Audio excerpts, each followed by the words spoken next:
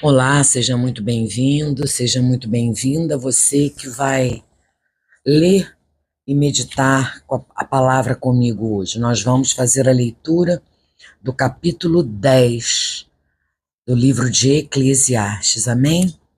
Vamos orar. Pai querido e Pai amado, graças te dou.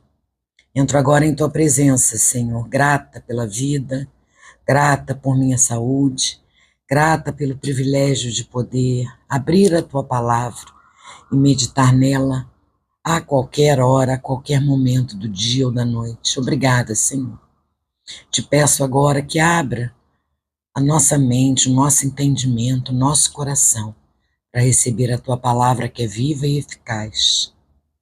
Enche esse ambiente com o teu Santo Espírito e que nada tire o foco e nos distraia na leitura e na meditação da tua palavra. É o que eu oro em nome de Jesus. Amém. Amém, irmãos?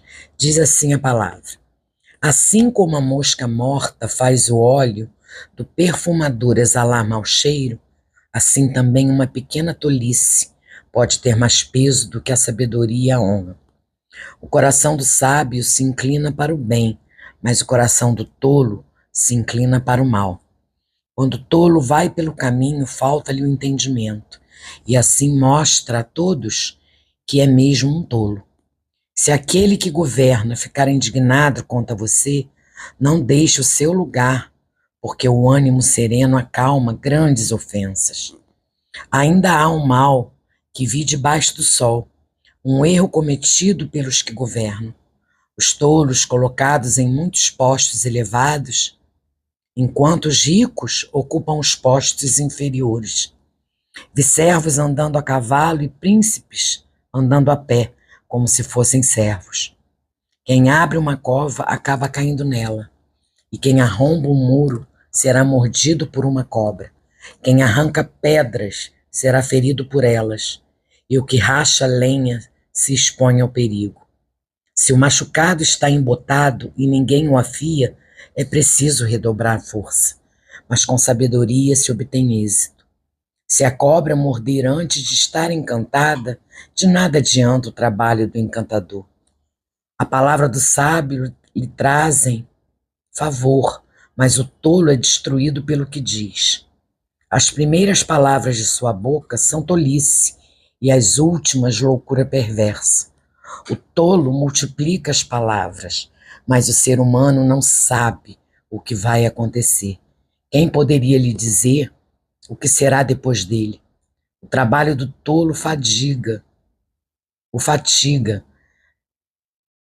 pois nem sabe ir à cidade. Ai de você, ó terra cujo rei é criança e cujos príncipes se banqueteiam já de manhã. Feliz é você, ó terra, cujo rei é filho de nobres e cujos príncipes se sentam à mesa a seu tempo, para refazer as forças e não para se embriagar. Por causa da preguiça, o teto desaba, e por causa dos braços cruzados, a casa tem goteiras. As festas são feitas para rir, o vinho alegra a vida, e o dinheiro dá conta de tudo. Nem em pensamento fale mal do rei, e não fale mal do rico, nem mesmo quando você estiver sozinho em seu quarto, porque as aves do céu poderiam levar a sua voz, e o que tem asas poderia contar o que você falou. Glória a Deus, aleluia por essa leitura, por esse capítulo, né? E meditando nesse capítulo, eu quero ler o verso 1, que diz assim, olha, assim como a mosca morta faz o óleo do perfumador exalar mau cheiro, assim também uma pequena tolice pode ter mais peso do que a sabedoria e a honra. Essa passagem, esse versículo nos lembra de que a verdadeira sabedoria é mais preciosa do que a fama. À medida que vivemos nossas vidas neste mundo, cheia de distrações, cheias de coisas em que cheias de turbulências, é fácil ceder à pressão da sociedade e buscar a notoriedade, a popularidade e a fama a qualquer custo. No entanto, meu irmão e minha irmã, a palavra de Deus nos ensina que a sabedoria, aquela que provém do temor do Senhor, é o verdadeiro tesouro. A fama efêmera pode ser comparada às moscas mortas, que estragam um perfume fino, tornando-o insuportável. Ao contrário da sabedoria, a sabedoria é um aroma doce que perfuma nossas ações e as nossas decisões. Por isso a gente não precisa e não deve se preocupar em ser visto e notado pelo homem. A gente precisa ser notado por Deus, é Ele que precisa nos ver. Outra lição preciosa que podemos extrair está no versículo 4, que diz assim: se aquele que governa ficar indignado contra você, não deixe o seu lugar, porque o ânimo sereno acalma grandes ofensas. Irmãos, em um mundo cheio de líderes e autoridades, nós somos frequentemente desafiados por aqueles que exercem poder sobre nós. Mas a palavra de Deus nos ensina a manter a paciência e a humildade em face à adversidade, em face às turbulências, em face aos desafios de nossas vidas. A gente precisa lembrar de que nosso Mestre, Jesus Cristo, nos ensinou a amar nossos inimigos e a orar por aqueles que nos perseguem, porque a perseguição vai vir, irmãos. Quanto mais nós avançamos, mais somos perseguidos, mais somos criticados, mais a nossa fé é posta em dúvida. Então a gente precisa orar por aqueles que também nos perseguem, que também duvidam de nós, que também nos ofendem. Em tempos de conflitos, em tempos de brigas, em tempos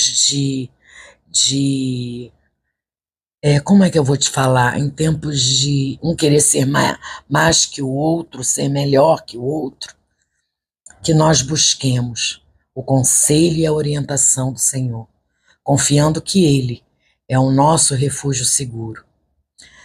No versículo 18, irmãos, diz assim: por causa da preguiça, o teto desaba, e por causa dos braços cruzados, a casa tem goteiras. Irmão, nossa fé em Cristo nos chama à ação diligente. O que é uma ação diligente? Diligente é uma ação com esforço, com zelo no que estamos fazendo. Isso é uma ação diligente, que a gente tenha zelo a fazer as coisas em nome do Senhor, em seu nome.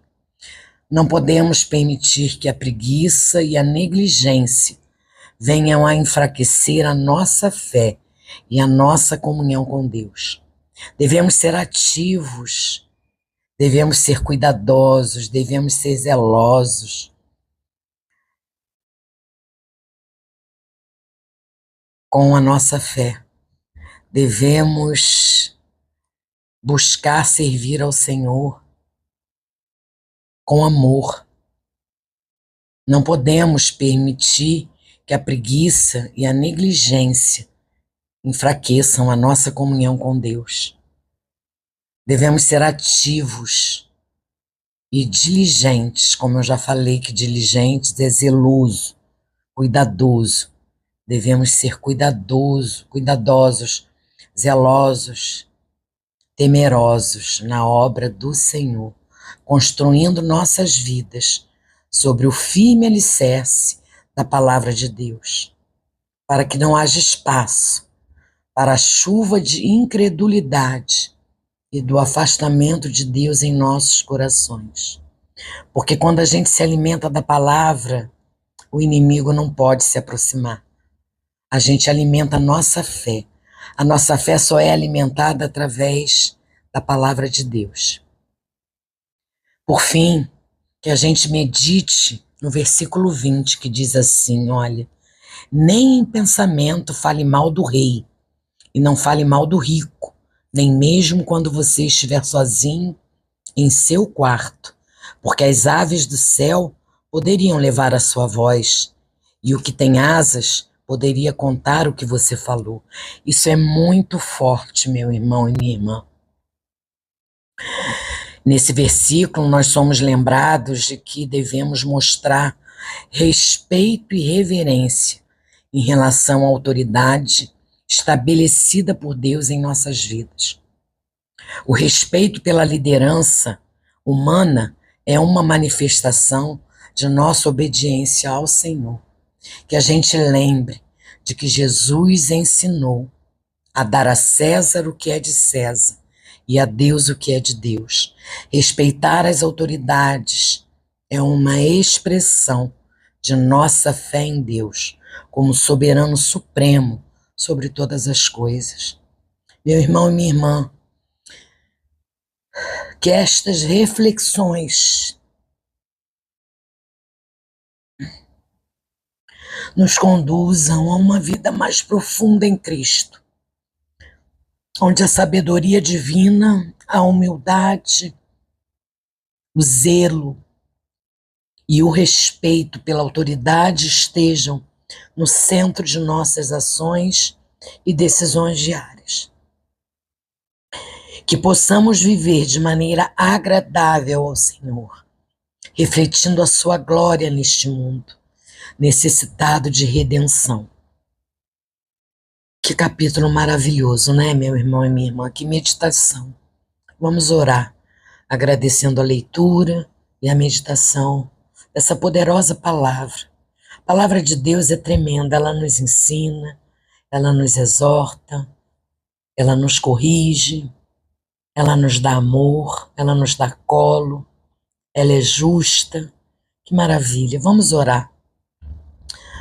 Vamos orar, agradecendo a Deus por tudo que Ele tem feito por nós. Senhor Deus, eu peço ao Senhor, Pai amado, com toda a humildade do meu coração, que conceda a mim e aos meus irmãos discernimento a enfrentar desafios, a enfrentar tempestades, que eu seja como Paulo, feliz na escassez, feliz na fartura. Que o Senhor, Pai, me dê discernimento para enfrentar todos esses desafios. Que o Senhor me dê sabedoria para tomar decisões importantes e lidar com situações complexas. Eu te peço, meu Deus, que me guie, que guie os meus irmãos em nossas escolhas, para que a gente não caia nas armadilhas das coisas tolas, nas distrações desse mundo, mas que vivamos de acordo com a sua vontade e o seu propósito. Oro também, meu Deus,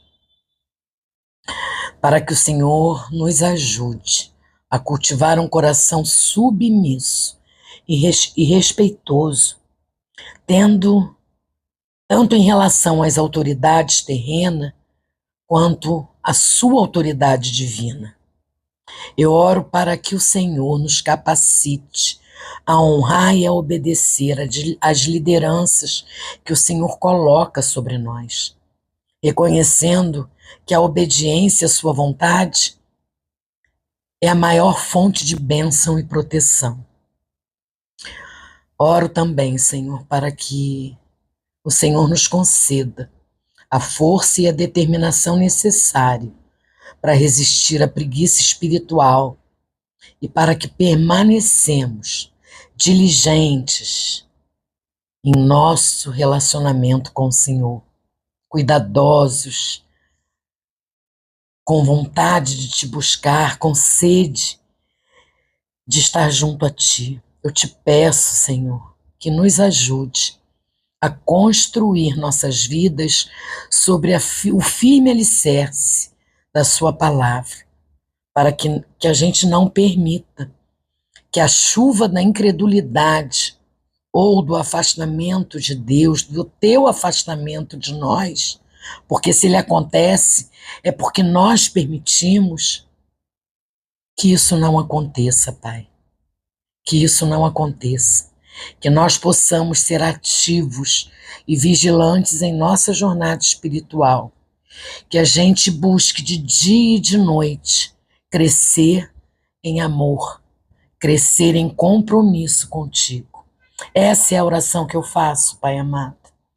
Essa é a oração que eu faço, agradecendo teu imenso amor, agradecendo porque o Senhor nos amou primeiro, agradecendo por ter jorrado a fonte de água viva em minha vida, em meu coração, e que por isso eu preciso jorrar nos meus irmãos, eu preciso exalar esse amor, que eu seja complacente, que ao me agredirem, que ao ser contrariada, que eu me cale, que o teu Espírito venha sobre mim, que eu tenha o direcionamento de ti, Pai. Essa é a minha oração. Essa é a minha oração com perdão dos meus pecados. Eu oro em nome de Jesus, amém e amém. Deus abençoe a todos vocês. Fiquem com Deus.